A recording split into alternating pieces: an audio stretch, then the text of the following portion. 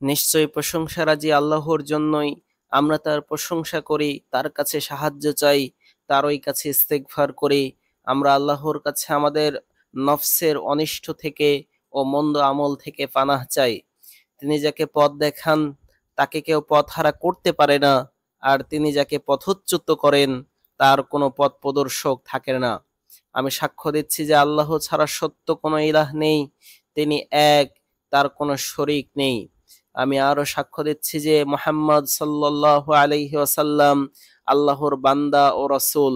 তিনি রিসালাত পৌঁছে দিয়েছেন, আমানত আদায় করেছেন, উম্মাহকে উপদেশ দিয়েছেন এবং তাদেরকে সেই শুভ্র প্রমাণের উপর রেখে গিয়েছেন, যার রজনী দিবসের মতোই, যেখান থেকে শুধু ধ্বংসপ্রাপ্তরাই পথহারা হয়। সুতরাং আল্লাহর রহমত ও শান্তি বর্ষিত হোক তার উপর, তার পরিবার ও সাথীদের উপর এবং কিয়ামত পর্যন্ত যারা তার পথে চলে ও তার সুন্নতের অনুসরণ করে তাদের সকলের উপর। অতঃপর সর্বোত্তম কালেমা হলো আল্লাহর বাণী, সবচেয়ে দৃঢ় হাতল হলো তাকুয়ার কথা, সবচেয়ে উত্তম ধর্ম হলো ইব্রাহিম আলাইহিস সালামের ধর্ম, সবচেয়ে সুন্দর ঘটনা হলো কোরআনের ঘটনাবলী, সর্বশ্রেষ্ঠ পথ হলো মুহাম্মদ সাল্লাল্লাহু আলাইহি ওয়াসাল্লামের পথ, সবচেয়ে নিকৃষ্ট বিষয় হলো দ্বীনের মাঝে নব্যশিষ্ট বিষয়, আর প্রতিটি নব্যশিষ্ট বিষয় তথা বিদআতি এক একটি গোমরাহি। আল্লাহর বান্দাগণ, আল্লাহর আনুগত্য করতে পারা সর্বোত্তম পুরস্কার অর্জন, তার সন্তুষ্টি সর্বোত্তম মুনাফা ও সবচেয়ে বড় আশা। জান্নাত বেষ্টিত হয়েছে কষ্টসাধ্য বিষয়ের দ্বারা, আর জাহান্নামকে ঘিরে রাখা হয়েছে কামনা বাসনা দ্বারা। আল্লাহ তাআলা বলেন, তোমাদেরকে কিয়ামত দিবসে পরিপূর্ণ প্রাপ্য বুঝিয়ে দেওয়া হবে। সুতরাং যাকে জাহান্নাম থেকে দূরে সরিয়ে জান্নাতে প্রবেশ করানো হবে সেই সফল কাম। পার্থিব জীবন শুধু ধোঁকার উপকরণ। আপনারা আল্লাহর আদেশের বিষয়ে তাকে ভয় করুন এবং যে বিষয়টি নিষেধ করেছেন ও কঠোরতা প্রদর্শন করেছেন তা থেকে বিরত থাকুন। আল্লাহ তাআলা বলেন, হে ঈমানদারেরা, তোমরা আল্লাহকে যথাযথ ভয় করো এবং পরিপূর্ণ মুসলিম না হয়ে মৃত্যুবরণ করো না। হে মানব সকল, আপনারা একটি সম্মানিত মাসে ও পবিত্র শহরে অবস্থান করছেন এবং ইসলামের একটি রুকন অর্থাৎ পবিত্র আল্লাহর ঘরে হজ করার মতো ফরজ এবাদতের দিকে ধাপিত হচ্ছেন। এই এবাদত আদায় করার প্রস্তুতির মধ্যে রয়েছে এর সাথে সম্পৃক্ত বিধানগুলি শিখা। সুতরাং হজের দিকে অগ্রসরমান মুসলিমগণের উপর নির্ধারিত হয়ে যায় সুচারুরূপে ও সঠিকভাবে তা আদায়ের পন্থা ও পদ্ধতি শিক্ষা গ্রহণ করা এবং এর ফরজ, ওয়াজিব, নিষিদ্ধ বিষয়গুলো ও সেসবের উপর আপাতিত বিধান সম্পর্কে জানা। ইলম তথা জ্ঞানের অবস্থান আমলের আগে প্রবৃত্তির দ্বারা আল্লাহর ইবাদত করা যায় না, বরং জ্ঞান ও দূরদৃষ্টি দিয়েই তার ইবাদত করতে হয়। আল্লাহ তাআলা বলেন, আপনি জেনে রাখুন আল্লাহ ছাড়া সত্য কোনো উপাস্য নেই, আর আপনি নিজ পাপের জন্যে তার কাছে ইস্তিগফার করুন। তিনি এখানে আমলের আগে ঈমানকে প্রাধান্য দিয়েছেন। আল্লাহর বান্দাগণ, ইলম শিক্ষা করা আল্লাহ ভীতির অংশ, তা অন্বেষণ করা ইবাদত হিসেবে গণ্য। তার সন্ধানে লেগে থাকা জিহাদ সমতুল্য। যে জানে না তাকে শিক্ষা দেওয়া সাদাকা স্বরূপ এবং জ্ঞানীদের মাঝে তা চর্চা করা আল্লাহর নৈকট্য লাভের উপায়। আল্লাহর নৈকট্য অর্জন করার মাঝে সবচেয়ে প্রিয় বস্তু হলো এমন জ্ঞান যার দ্বারা বান্দা ইবাদতের মধ্যে সঠিক নির্দেশনা লাভ করবে। আল্লাহ তো আপনাদের জন্য উপকরণ সহজ করে দিয়েছেন, আপনাদের জন্য যথাযথ অবস্থা প্রস্তুত করে রেখেছেন। অতএব ইলম অন্বেষণ না করার ক্ষেত্রে আপনাদের কোনো অজুহাত থাকতে পারে না, কেননা সকল উপকরণ সহজলভ্য করা হয়েছে এবং প্রমাণ সুপ্রতিষ্ঠিত হয়েছে। হে মানব সকল, নিশ্চয় হজের বিধিবিধানগুলো শেখা হজ আদায়েরই অংশ বিশেষ। সুতরাং এটি হজের বিশুদ্ধতা ও পূর্ণতার একটি শর্ত। তাই বিশ্বস্ত আলেমগণ ও নির্ভরযোগ্য সূত্রসমূহ থেকে সঠিকভাবে তা শিখার চেষ্টা করুন, যাতে আপনারা শরীয়ত সম্মতভাবে হজের করণীয় কার্যাবলী সম্পাদন করতে পারেন। আল্লাহ আপনাদের জন্য শিক্ষার নানা মাধ্যম, দিক নির্দেশনামূলক হরেক রকম প্ল্যাটফর্ম এবং বিভিন্ন ভাষায় চিত্রসহ ভিডিও নির্দেশিকা সমূহের মতো এমন সব শিক্ষা উপকরণ সহজ করে দিয়েছেন যা আপনাদের পূর্ববর্তীগণের জন্য সহজ করা হয়নি। তাহলে এর পরেও কি কোনো অজুহাত থাকতে পারে? অজ্ঞতার পরে কি এর পরেও কোনো যুক্তি কারো কাছে অবশিষ্ট রয়েছে? কাজেই আপনাদের জামানার সুযোগ সুবিধাগুলো কাজে লাগান এবং আপনাদের হজের করণীয় কার্যাবলী শিখে রাখুন। আল্লাহর মেহমান হাজী সাহেবগণের সেবায় মসজিদে হারাম ও মসজিদে নববীর তত্ত্বাবধায়ন বিষয়ক সাধারণ কমিশন ও হজ ও উমরা মন্ত্রণালয় তাদের সচেতনতামূলক প্ল্যাটফর্ম সমূহের মাধ্যমে হাজী ও জিয়ারতকারীর জন্য প্রয়োজনীয় সকল সেবা চালু করেছে। এসব সেবার মধ্যে রয়েছে কোরআন সুন্নাহ ভিত্তিক নির্ভরযোগ্য ইলম, দিক নির্দেশনা, নিরাপত্তা ও স্বাস্থ্য বিষয়ক পরামর্শ সহায়ক মাধ্যমসমূহ এবং বিধিসম্মত কার্যপ্রক্রিয়া ইত্যাদি। সুতরাং আপনারা এগুলো থেকে উপকৃত হন এবং এগুলোর উপর নির্ভর করুন। পরম করুণাময়ের মেহমানবৃন্দ, পবিত্র বাইতুল্লাহর হজ আদায়কারী ও মসজিদে নববীর জিয়ারতকারীগণ, নিশ্চয় আল্লাহ আপনাদেরকে সম্মানিত করেছেন এবং আপনাদের প্রতি অনুগ্রহ করেছেন মদিনা মুনাওয়ারা জিয়ারতের তৌফিক দানের মাধ্যমে, যা অত্যন্ত পবিত্র নগরী, ইমানের আবাস, রাসূল সাল্লাল্লাহু আলাইহি ওয়াসাল্লামের হিজরতের শহর, তার আশ্রয়স্থল, তার অবস্থানের জায়গা, বাসস্থান ও শেষ নিবাস। এটি মক্কার পর আল্লাহর নিকট সর্বোত্তম ভূখণ্ড ও সবচেয়ে প্রিয় শহর। সুতরাং এর মর্যাদা ও ফজিলত চিনে রাখুন, এর গুরুত্বকে সম্মান করুন, এর পবিত্রতা বজায় রাখুন, এর মাহাত্ম্য অনুভব করুন, এখানে উত্তম আদবে নিজেকে সুসজ্জিত করুন এবং এর পবিত্রতা লঙ্ঘন করা ও এতে কোনো ধরনের বেদাতি কাজে লিপ্ত হওয়া থেকে সতর্ক থাকুন।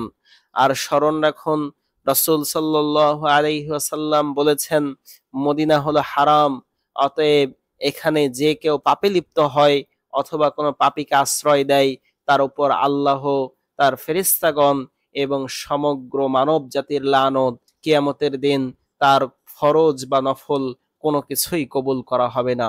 জেনে রাখুন, আল্লাহ তাআলা আপনাদেরকে রাসূল সাল্লাল্লাহু আলাইহি ওয়াসাল্লামের মসজিদ জিয়ারতের সৌভাগ্য দিয়ে সম্মানিত করেছেন।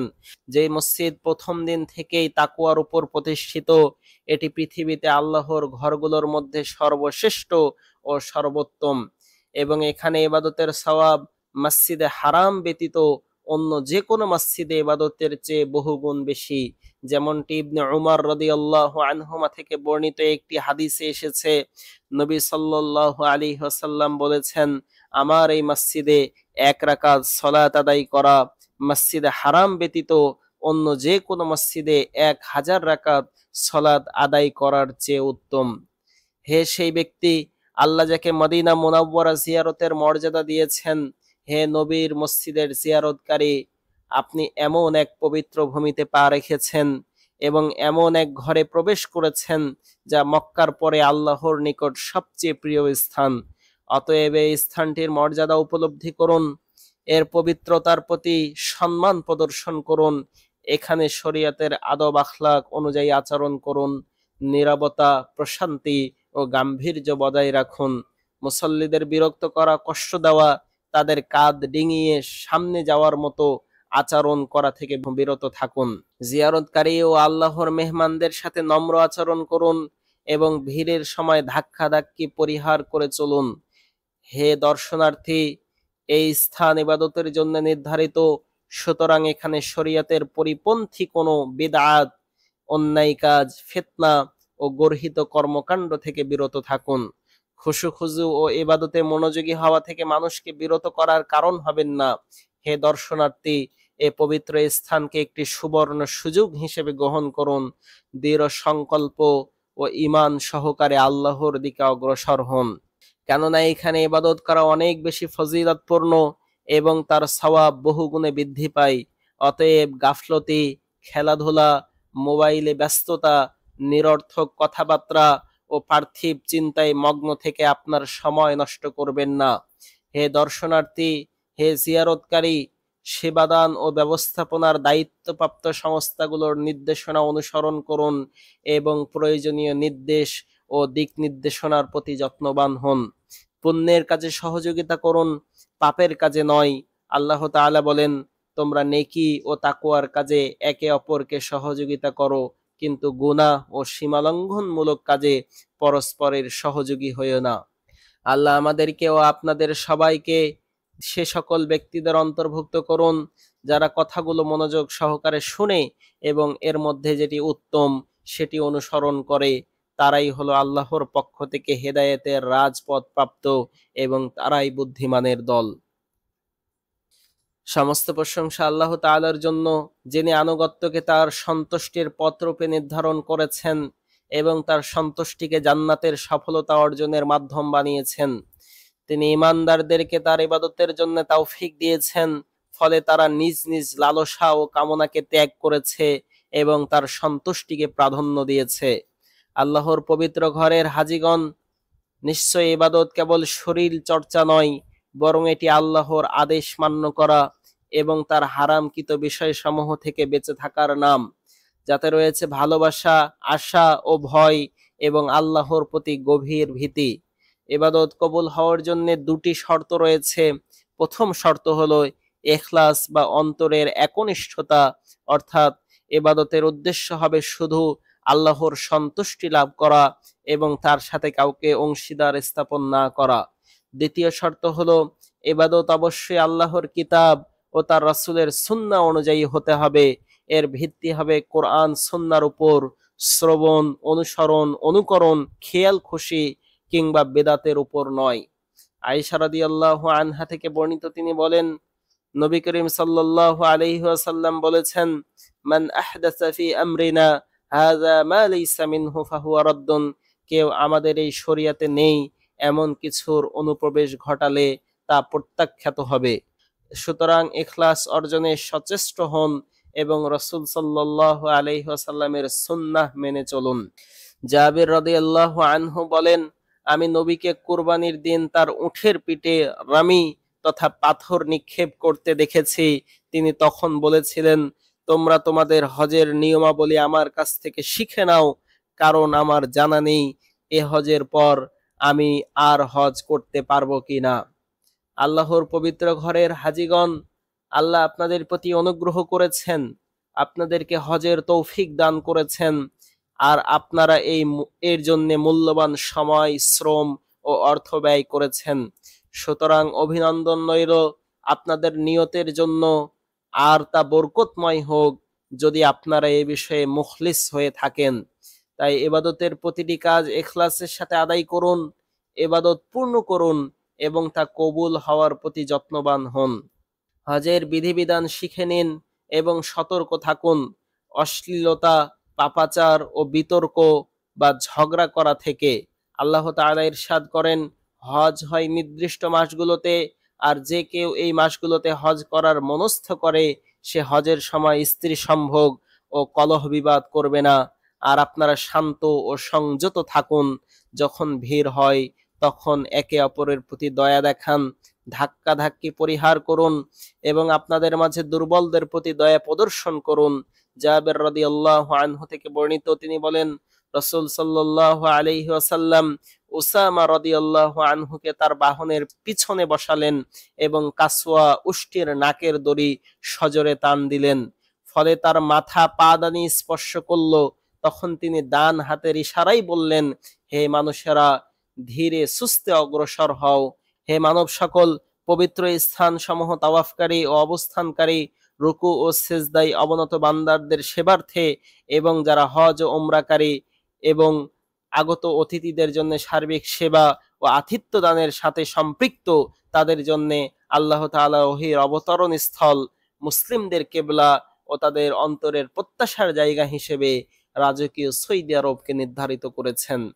আমাদের এই দেশ অত্যন্ত সুন্দরভাবে মহৎ কাজের আঞ্জাম দিয়ে যাচ্ছে। হাজি ও জিয়ারতকারীরা যাতে তাদের যাবতীয় কাজ সুষ্ঠু ও সুন্দরভাবে সম্পূর্ণ করতে পারে এবং তারা যেন নিরাপদ ও নির্ভয় থাকে, সেজন্য আপ্রাণ চেষ্টা চালিয়ে যাচ্ছে। দুই পবিত্র মসজিদ ও তাতে আগমনকারীদের জন্য খাদিমুল হারামাইন শরীফাইন ও তার বিশ্বস্ত ক্রাউন প্রিন্স যে সেবা দিয়ে যাচ্ছেন, নিয়মিত আল্লাহর কাছে প্রার্থনা করি যেন তিনি তাদেরকে উত্তম, পরিশুদ্ধ ও পরিপূর্ণ প্রতিদানে ভূষিত করেন।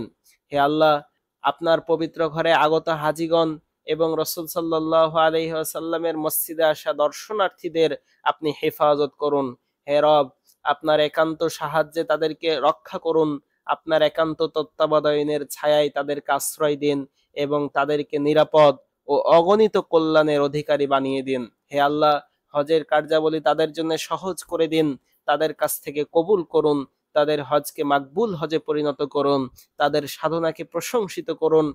আপনার দয়া ও অনুগ্রহে তাদের পাপসমূহ ক্ষমা করুন। ইয়া আরহামার রাহিমিন, হে আল্লাহ, আমাদেরকে আপনার আনুগত্যে ব্যবহার করুন। আপনার স্মরণে, শকরে, দোয়ায় ও সর্বোত্তমভাবে এবাদত বন্দেগীতে আমাদেরকে সাহায্য করুন।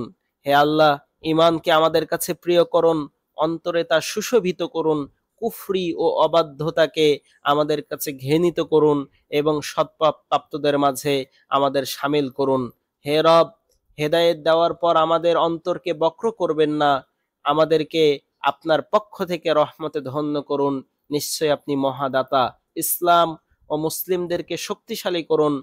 আপনার একত্ববাদী বান্দাদের সাহায্য করুন এবং এই দেশ ও অন্যান্য মুসলিম দেশসমূহকে নিরাপদ ও শান্তিময় করুন। হে আল্লাহ, মুসলিমদের সার্বিক অবস্থা সংশোধন করুন। তাদেরকে তাদের জনপদের নিরাপদে রাখুন। ইয়া রব্বাল আলামিন, হে আল্লাহ, আমাদেরকে আমাদের ভূখণ্ডে নিরাপদ রাখুন। আমাদের নেতা ও শাসকবর্গকে সংশোধন করুন। হে আল্লাহ, মুসলমানদের অবস্থাকে সংশোধন করুন। হে আল্লাহ, আমাদের অভিভাবক খাদিমুল হারামাইনে শরীফাইনকে তৌফিক দান করুন। আপনার সাহায্যে তাকে শক্তিশালী করুন। হে আল্লাহ, তাকে সুস্থতার আবরণে আচ্ছাদিত করুন। হে বিশ্বজাহানের প্রতিপালক, হে আল্লাহ, তাকে ও তার বিশ্বস্ত ক্রাউন প্রিন্সকে আপনার পছন্দ নিয়ে সন্তুষ্টিমূলক কাজ করা তৌফিক দান করুন। হে আল্লাহ, হে প্রার্থনা শ্রবণকারী, আপনি আমাদের কাছ থেকে কবুল করুন। নিশ্চয়ই আপনি সর্বশ্রোতা, সর্বজ্ঞ। আমাদের তওবা কবুল করুন। নিশ্চয়ই আপনি তওবা কবুলকারী, রহমশীল। আল্লাহুম্মা সাল্লি আলা মুহাম্মদ ওয়া আলা আলিহি ওয়া সাহবিহি আজমাইন।